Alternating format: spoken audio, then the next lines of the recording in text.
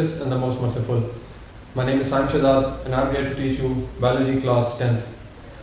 Students, आज हम लोगों का जो चैप्टर स्टार्ट होने वाला है, आज हमने जो चैप्टर स्टार्ट करना है उसका नाम है coordination and control, chapter number 12 class 10th।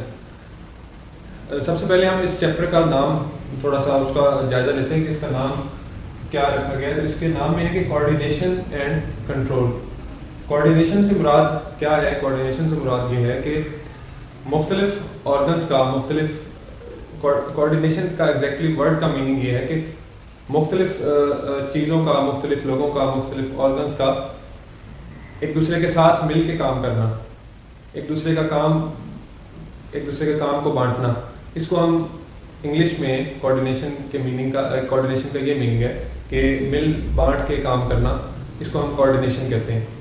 हम चूँकि बायोलॉजी पढ़ रहे हैं, हमने बायोलॉजी के अंदर कोऑर्डिनेशन की टर्म यूज़ की है, तो यहाँ पे बायो के अंदर इसका मीनिंग क्या होगा कि coordination means that organs work together.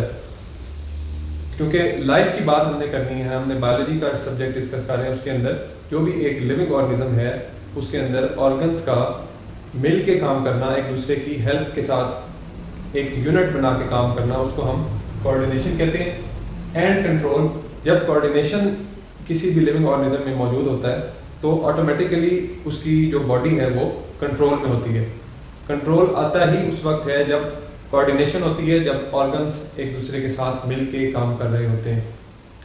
तो ये मीनिंग है कोऑर्डिनेशन एंड कंट्रोल का। अब मैं आपको ये बताता चलूँ कि इस चैप्टर में, ये बहुत इंटरेस्टिंग चैप्टर है, थोड़ा सा लेंथी है, लेकिन अगर इसकी समझ आ जाए तो ये बहुत इंटरेस्टिंग है और बहुत इसमें मज़े के टॉपिक्स हैं। तो कोऑर्डिनेशन एंड कंट्रोल चैप्टर के अंदर हमने क्या चीज़ डिस्कस करनी है? हमने 5 चीज़ों को डिस्कस करना है इस चैप्टर के अंदर। इसमें से फर्स्ट है टाइप्स ऑफ कोऑर्डिनेशन, कि कोऑर्डिनेशन की कौन कौन सी टाइप्स हैं ह्यूमन के अंदर। हमने क्योंकि ह्यूमन को डिस्कस करना है इसके अंदर, इस पूरे चैप्टर में, तो ह्यूमन के अंदर कौन कौन सी टाइप्स की कोऑर्डिनेशन हो रही हैं, हमने उन टाइप्स को पढ़ना है कि वो कौन सी टाइप्स हैं। उसके बाद हमने नर्वस सिस्टम ऑफ ह्यूमन को डिस्कस करना है कि इंसान का जो नर्वस सिस्टम है, जिसमें इंसान का मैसेज कन्वे होता है पूरी बॉडी में, उसको हमने डीपली डिस्कस करना है, जिसके अंदर हमें पता है कि 2 मेन चीज़ें आती हैं, ब्रेन और स्पाइनल कॉर्ड। तो हम ब्रेन और स्पाइनल कॉर्ड को डिटेल से इसमें डिस्कस करेंगे, उसकी एक एक चीज़ को हम ध्यान से पढ़ेंगे इंशाल्लाह। नर्वस सिस्टम के बाद, नर्वस सिस्टम इन ह्यूमन के बाद हमने रिसेप्टर्स इन ह्यूमंस पढ़ने हैं कि ह्यूमन जो है वो अपने सराउंडिंग में जो एक्टिविटीज़ हो रही होती हैं ह्यूमन बॉडी में, वो कौन से ऑर्गन्स हैं जो एज ए रिसेप्टर काम कर रहे हैं, जो ह्यूमन बॉडी को डिटेक्ट करवाते हैं उसके आउटर इन्वायरमेंट में जो चेंजेस होती हैं। उसमें हम आई को डिस्कस करेंगे, उसमें हम एयर को डिस्कस करेंगे, हम इसमें साइंटिस्ट का काम भी देखेंगे कि किस साइंसदान ने अपना क्या रोल प्ले किया एयर को समझने में, आइज़ को समझने में, इनके डिफेक्ट्स को समझने में। तो हमारा तीसरा टॉपिक हो गया रिसेप्टर्स इन ह्यूमंस। उसके बाद इन चीज़ों को पढ़ने के बाद हम एंडोक्राइन सिस्टम इन ह्यूमंस पढ़ेंगे। 4th नंबर पे हम एंडोक्राइन सिस्टम इन ह्यूमंस पढ़ेंगे। एंडोक्राइन सिस्टम क्या होता है? ये ऐसा निज़ाम जो हमारी बॉडी में हार्मोन्स को कंट्रोल करता है, हार्मोन्स की इमिशन करवाता है मुख्तलिफ फंक्शंस परफॉर्म करने के लिए। हम हार्मोन्स की इम्पोर्टेंस पढ़ेंगे, एंडोक्राइन सिस्टम की बॉडी में इम्पोर्टेंस पढ़ेंगे कि कितनी अहमियत का हामिल है ये सिस्टम, एंडोक्राइन सिस्टम, जिसमें हार्मोन्स बॉडी में रिलीज होते हैं। लास्ट में हम डिसऑर्डर्स इन नर्वस सिस्टम पढ़ेंगे ह्यूमंस में, कि कौन कौन से मसाइल हैं, जो कौन कौन सी डिजीज़ हैं जो एक इंसान को लाक हो सकती हैं अगर उसके अंदर मसाइल हों, उसके नर्वस सिस्टम में कोई प्रॉब्लम आ जाए, उसका मैसेज सही कंडक्ट ना हो उसकी बॉडी में, तो कौन कौन सी बीमारियां, कौन कौन से मसाइल लाक होते हैं, हम इनको डिस्कस करेंगे इस चैप्टर के एंड पे। अब हम बात करते हैं इसके इंट्रोडक्शन की कि कोऑर्डिनेशन एंड कंट्रोल से क्या मुराद है। इसकी हम प्रैक्टिकल एग्जांपल देखते हैं जो कि इस चैप्टर के इंट्रोडक्शन में दी हुई है।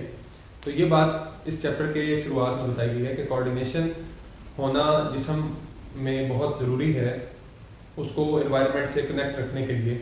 उसको इंसान को पता होगा कि क्या चेंजेस हो रही हैं, उसके लिए इंसान के जिस्म में कोऑर्डिनेशन होना बहुत ज़रूरी है। तो शुरुआत में ही हमें ये बताया गया है कि टिश्यूज़ जो हमारे बॉडी में मौजूद हैं वो सब मिल के काम करते हैं।